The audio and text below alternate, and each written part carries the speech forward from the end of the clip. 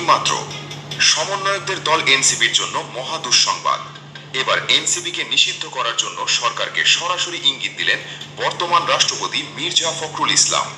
হ্যাঁ, ঠিকই শুনেছেন, মির্জা ফখরুল ইসলাম এনডিএ দালাল, সাদাবাদা দালাল নিষিদ্ধ হতে চলেছে। এখন এনসিপিরে নিষিদ্ধ করতেছে, রাষ্ট্রপতি চেষ্টা করতেছে মির্জা ফখরুল মির্জাফর। আমি আগে বলছি এনসিপি নাহিদ ইসলামকে বলছি, রাষ্ট্রপতি যদি এই মির্জাফর যদি ফখরুল্লাহ যদি হয় এনসিপির অ্যারেস্ট করবে, এনসিপি রাজনীতি করতে দিবে না। আমি আগে বলে গেছি, এনসিপির আমার কথা শুনে নাই। এখন এনসিপি নিষিদ্ধ করলে জমাত নিষিদ্ধ হয়ে যাবে, জমাত নিষিদ্ধ হয়ে গেলে খালাস, বাংলাদেশ সহ চলে যাবে এনডিএর হাতে। জনগণ এখনো সতর্ক হন। মির্জা ফখরুল মির্জাফর এনডিএর দালাল, খুনি হাসিনা দালাল, সন্ত্রাসের দালাল, চাঁদাবাজার দালাল। সবাই প্রতিরোধ করে তুলুন, এই সরকারের পদত্যাগ করে আবার সুন্দর করে আবার গণতন্ত্র প্রতিষ্ঠিত করুন, বাংলাদেশের গণতন্ত্র প্রতিষ্ঠিত করুন। ইন্ডিয়ার দালাল বই গেছে রাষ্ট্রপতির মধ্যে এনসিপি রে নিষিদ্ধ করিবে, এনসিপির পরে জামাত নিষিদ্ধ হবে।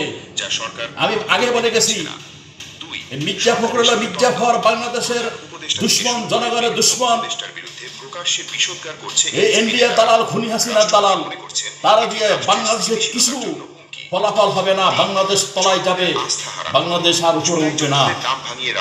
ইন্ডিয়ার জন্য সবকিছু করতে পারবে মির্জা ফখরুল। ইন্ডিয়ার দালাল, খুনি হাসিনার দালাল, সন্ত্রাসের দালাল, চাঁদাবাজের দালাল, এরা ওই গ্রুপের বাংলাদেশের দুশ্মন, বাংলাদেশের সন্ত্রাস, বাংলাদেশে ভালো ছাবে না। এখন এনসিপি জামাত সারা বাংলাদেশে গণ অভ্যুত্থান করেছিল। সরকার কি আসলে নিষিদ্ধ করার পথে সন্ত্রাসগুলো দূর করছে।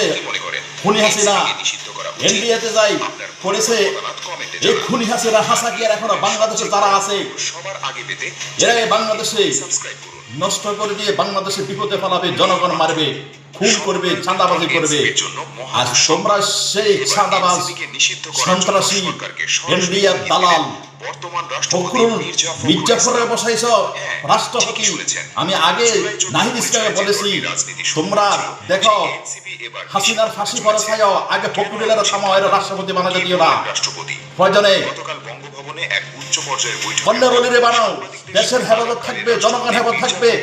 এখন জনগণের উপর সে এখন নিষিদ্ধ করতেছে, এনসিপি নিষিদ্ধ করবে, এনসিপির পরে জামাত নিষিদ্ধ হবে, বাংলাদেশ আবার খুন হবে, খারাপই হবে।